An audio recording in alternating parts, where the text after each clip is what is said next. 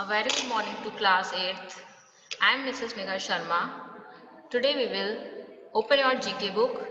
Today we will study the chapter 10, the lost cities of the world. It is the page number 20 and lesson 10, the lost cities of the world. So class, इस chapter में हम जो पढ़ने जा रहे हैं that is world की जो लॉस्ट सिटीज जो मतलब हमें मिली, जो पहले कभी वहां पर जीवन रहा होगा और हमें एक्सकेवेशन के थ्रू वो चीजें प्राप्त मिली होंगी, तो वो हमारी उन सिटीज के बारे में यहाँ पे जानेंगे। ठीक है, तो first one is the identifies these very popular lost cities of the world. It was once the largest city in the world and more than 1 million people lived there. It is located in Cambodia. The city has an area of more than 78 square kilometers. It was surrounded by a water-filled moat. French naturalist Henry Mohot was the first Westerner to discover the city in 1861. Class, ये world की largest city रही थी, कभी रही होगी, millions of people यहाँ पर रहते थे। इस समय ये कहाँ पर है? कंबोडिया में। मतलब जब इसको खुदाई हुई, जब इसको ढूंढा गया तो कहाँ पे खोज की गई इसकी? कंबोडिया में। The city has an area of more than 78 square kilometre. इस सिटी का जो ये मतलब कितने एरिया में फैली हुई है? 78 स्क्वायर किलोमीटर एरिया से भी ज्यादा एरिया में ये फैली हुई है। और ये चारों तरफ से पानी से घिरी हुई है। पानी मतलब एक तरह से तालाब होता है, बीच में मंदिर होता है, आप लोगों ने देखा होगा, और चारों तरफ से तालाब, इसी तरीके से पानी भरा हुआ है। फ्रेंच भरी हुई थी, मतलब भरा हुआ था उस समय के टाइम पर।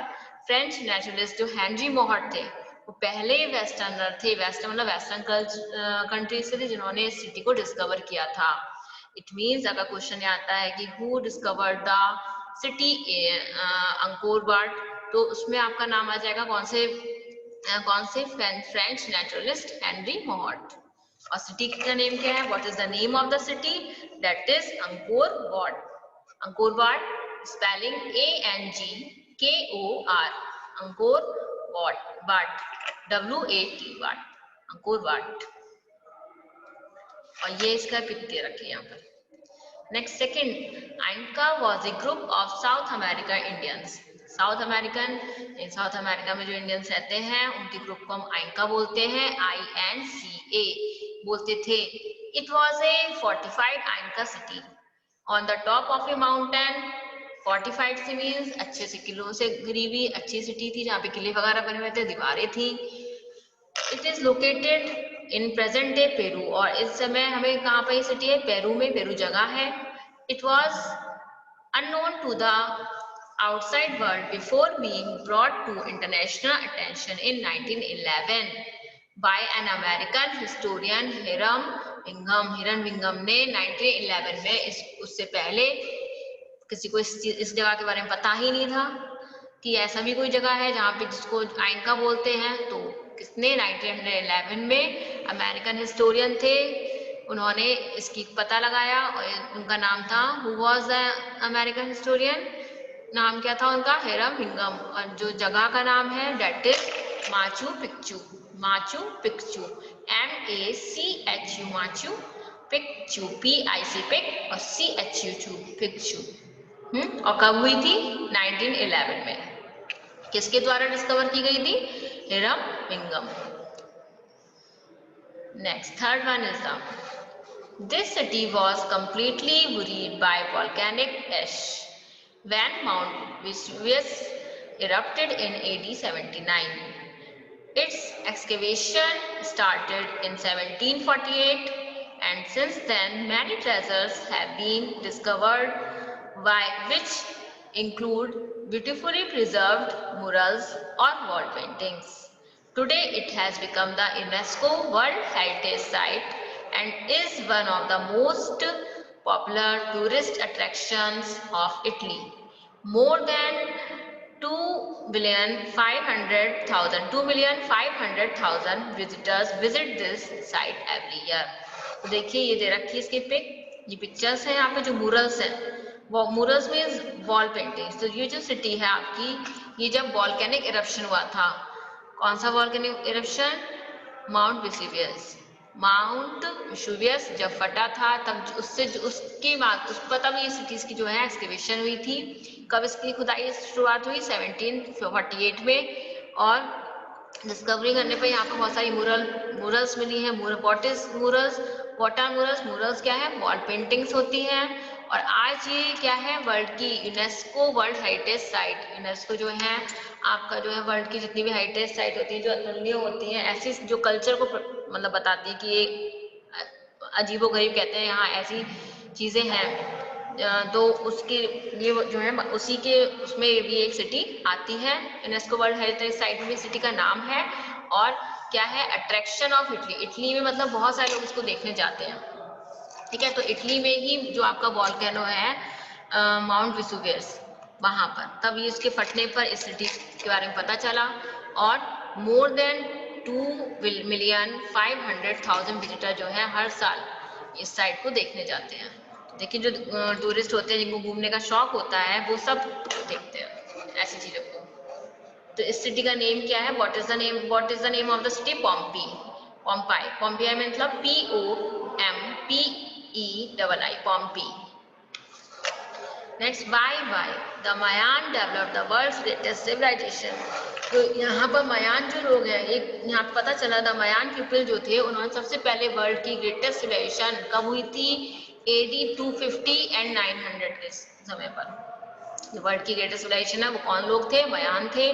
दे developed cities which contain palaces, temples, plazas and wall courts. मतलब जब उन्होंने जो शहर बनाए थे उसमें क्या था? आपके महल बने हुए थे, मंदिर भी थे, प्लाजा बने हुए थे, कोर्ट भी बने हुए थे, सब चीजें थी। ठीक है, next page number 21। Fourth one is it is an archaeological site situated in the province of Sindh, Pakistan. It was one of the world's earliest major settlements. It was built in 2600 BC and abandoned around 1800 BC. 18 BC means before Christ, यानी जब भी Christ का जन्म हुआ होगा उससे 3 साल पहले, है ना? तो ये सिर्फ एक अनुमान होता है। इट वॉज द यानी बहुत ही साल पहले की बात है ये। It was discovered in 1922 by Rakhaldas Banerjee. तो देखिए ये जो सिटी है, ये जो आर्कियोलॉजिकल साइट है वो कहाँ पर मिली है हमें? पाकिस्तान में। इसकी जो लोकेशन है पाकिस्तान में है, पाकिस्तान के सिंध प्रांत में है, जहाँ पे लरकाना जगह है। लरकाना जगह है।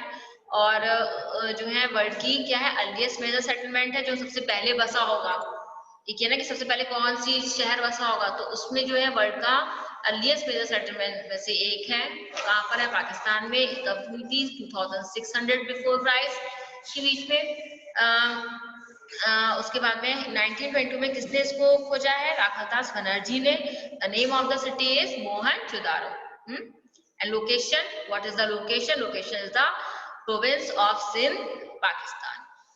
Mohenjodaro spelling is MONHENJO, Mohenjo DARO, Mohenjodaro. Next one is the fifth. Fifth one is this city was once thought to have existed only in legends, but its site was discovered in the 1870s. It is located in present day Turkey. देखिए ये जो शहर है ये भी बहुत पहले, इसकी जो 1870 मतलब काफी पहले की रही होगी। और ये नहीं, इसका समय प्राप्त हमें नहीं है कि व्हाट टाइम पे इट इज लोकेटेड। जैसे हमने अभी मोहनजोदारो का नाम बता दिया कि 1800 बिफोर क्राइस्ट रही होगी, तो इसके बारे में। लेकिन जब इसकी डिस्कवरी जो हुई है वो आपकी 1870s में आके हुई है। और प्रेजेंट डे अगर हम इस सिटीज के बारे में बात करें तो ये कहाँ पर है? टर्की में इसकी लोकेशन है। और it is best known for being the setting of the Trojan war. Trojan war जो हुआ था which has been described in the Greek epic Iliad by Homer. Greek epic है आपका, इससे हमारे महाभारत है, रामायण है, ऐसी एक ग्रीक एपिक है इलियड, इसमें इसके द्वारा लिखा गया है, होमर के द्वारा। तो उसमें ट्रोजन वॉर के बारे में बताया गया है, तो उसी में इस सिटी का भी जिक्र दिया हुआ है। तो इस सिटी का what is the name of the city? Is Troy, TROY, Troy. Sixth one is once it was one of the greatest cities in the world, but it was abandoned in the 4th century BC.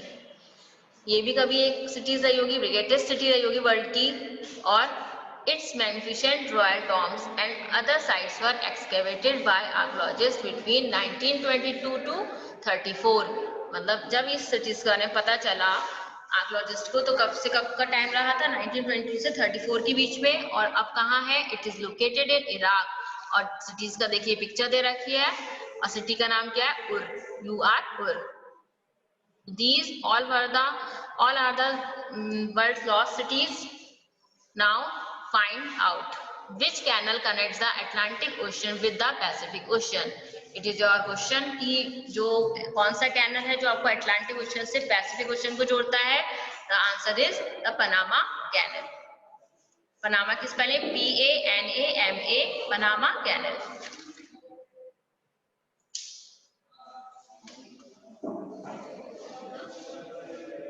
Next chapter is chapter 11, closer to nature. Now class, this is chapter 11. Open chapter 11, closer to nature, page number 22.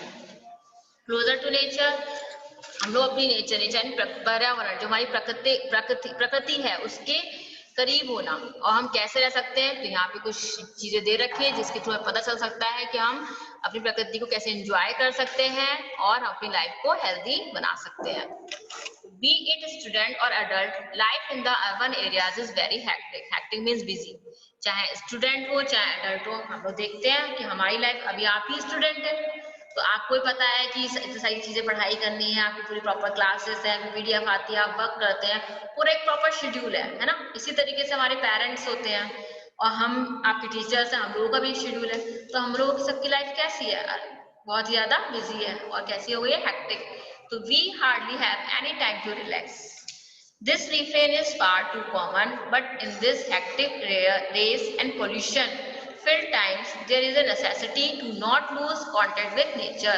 तो हम सब लोग बस में ऐसा हमारा, अगर हम मॉर्निंग से जब उठ जाते हैं तो क्या होता है, शाम तक हमें कई सारी चीजें ऐसी हो जाती है कि हम करना भूल जाते हैं। इवन यानी हमारी लाइफ में बहुत सारे काम हो जाते हैं, चाहे बड़ा हो चाहे बच्चा हो, है ना। हम कहते हैं आज ये चीज रह गई, ये चीज रह गई, पेंडिंग वर्क्स रह जाते हैं। तो हम लोगों के पास में टाइम नहीं है कि हम जो है अपनी एक प्रॉपर दिनचर्या बनाकर, हम लोग को रिलैक्स होने का टाइम नहीं होता है। और नेक्स्ट डे का हमारे पास प्लान और होता है कि कल हमें अब ये करना है, जब हम रात में सोते हैं। लेकिन इन सब चीजों की वजह से क्या हो रहा है, हम लोग की जो है इन सब, यही कंपटीशन, आगे बढ़ना, इन सब चीजों की वजह से हम अपनी प्रकृति से दूर हो रहे हैं। लेकिन हमें ऐसा नहीं करना है ना।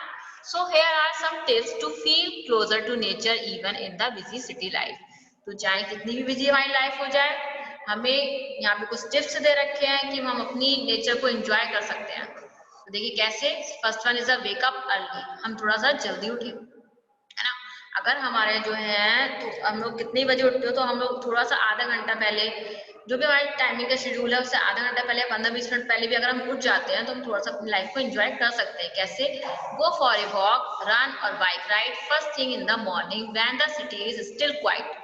ठीक है, अगर हम सुबह 5 बजे भी उठे ना, तो क्या होता है, उस समय इतना शोर शराबा नहीं होता है अर्ली मॉर्निंग, ना ही कहीं पर आप रोड पे जाएंगे तो आपको सड़कें भरी भरी मिलेंगी, शांत वातावरण होता है। उस चीज पे हम जा सकते हैं, वॉक पे जा सकते हैं, रनिंग पे जा सकते हैं, bike riding of the bike कर सकते हैं ना। तो ये सब चीजें, तो इससे हमें क्या होता है, हमारा अच्छा होता है। हमारी दिन की शुरुआत इस चीज से होगी तो हमारा पूरा दिन अच्छा जाएगा। You will be see more wild life that way and enjoy the fresh cool air. इसके अलावा हम लोग जो है पार्क में जा सकते हैं, जहाँ पे हमें पेड़ पौधे हरियाली देखने को मिलेगी। तो उससे हम क्या करते हैं, लाइफ को एंजॉय कर सकते हैं, है ना। नाउ दूसरा तरीका क्या है, शेड्यूल नेचर लविंग रूटीन, कि हमें ऐसा अपना रूटीन बनाना चाहिए कि इसमें हमारी लाइफ से कहीं ना कहीं नेचर जुड़ी हो। शेड्यूल टाइम डेली और weekly to spend outside in a park और ऑन ए वॉक और जस्ट सिट और stand by an open window. अपनी बिजी लाइफ में हमें कुछ टाइम, चाहे वीकली और चाहे दिन डेली, हमें कुछ टाइम ऐसा निकालना चाहिए कि चाहे हम अपने घरों में, अगर हमारी जगह है तो हमें गार्डन बना लेना चाहिए। अदरवाइज हम किसी पार्क में आसपास जा सकते हैं, अपनी ओपन विंडो पे खड़े हो सकते हैं। तो कुछ टाइम, भले 10 मिनट्स हो, हम उस चीज को एंजॉय कर सकते हैं, नेचर को।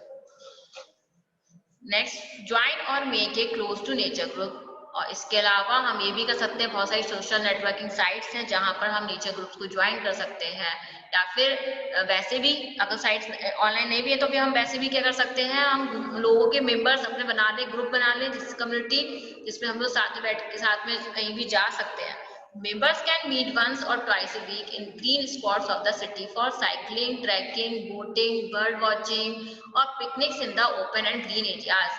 हम अपने कुछ लोगों के ग्रुप्स बनाएं और उनसे क्या है कि जो है कंट्रीब्यूशन या जो भी करना है वीक में, चाहे weekly once in a week और चाहे ट्वाइस इन ए वीक हम लोग कुछ मीटिंग्स कर सकते हैं। और मीटिंग्स कैसे कर सकते हैं, कहीं पे ग्रीन एरिया में, पार्क्स में, है ना, आर्ट में बड़े बड़े जहाँ पे पेड़ पौधे हो ऐसी जगहों पर। और इसके लिए हम क्या कर सकते हैं, चलो कल साइकिलिंग करेंगे, सब लोग इतने बजे सब साइकिलिंग पे हैं, सब एक साथ साइकिलिंग करेंगे। तो इससे कुछ लाइफ में एंजॉयमेंट भी हो जाता है, हमारी एक्सरसाइज भी हो जाती है और हम अपनी नेचर को एंजॉयमेंट भी कर लेते हैं। Next is eat outside. Pack a lunch और dinner and go out in open parks and fields for dinner और लंच विद फैमिली और friends. Even a terrace dinner और balcony dinner is fun to enjoy. देखिए अब इसके हमारी daily life का तो रूटीन होता है, हम खाना भी खाते हैं तो बहुत ही जल्दी में खाते हैं कि फटाफट खा ले, अब हमें नेक्स्ट काम ये करना है। लेकिन हम कुछ एक बार तो मतलब कुछ टाइम ऐसा निकाल सकते हैं कि अपना लंच और डिनर पैक करा और चलो आज पार्क जाकर खाना खाएंगे, या फिर अपने घर के टेरेस पे खा, चलो आज सब एक साथ घर के टेरेस पे डिनर करते हैं या बालकनी में डिनर करते हैं, है ना। तो इससे थोड़ा सा शेड्यूल चेंज हो जाता है और हमें थोड़ा अच्छा भी लगता है, हमारा रिफ्रेशमेंट भी हो जाता है। इसी तरीके से plant a garden, you don't have to have a large space for it. Container gardens and potted plants are a good alternative to and can fit in a balcony. देखिए हम लोग अपने घरों में छोटे छोटे से गमले लगा सकते हैं, उसमें छोटे छोटे फ्लावर्स प्लांट होते हैं या कुछ अदर प्लांट्स होते हैं अपने घरों में। कोई जरूरी नहीं कि हम गार्डन की बात कर रहे हैं तो हम यहाँ पे बहुत बड़े गार्डन की बात कर रहे हैं, बहुत स्पेस चाहिए उसके लिए, ऐसा नहीं है। हम छोटी सी क्यारी भी अपने घरों में लगा सकते हैं, उससे क्या है हम इन पेड़ पौधों को पानी भी देते हैं तो उससे हमारा मन खुश होता है और हम नेचर के कुछ तो करीब रहते हैं ना। तो ये सब चीजें इस चैप्टर में, ये टिप्स हमें इस चैप्टर में बताए गए हैं। So this is a chapter of your, now chapter is complete and I will send you the PDF in your group. I hope you all enjoyed the chapter. Thank you.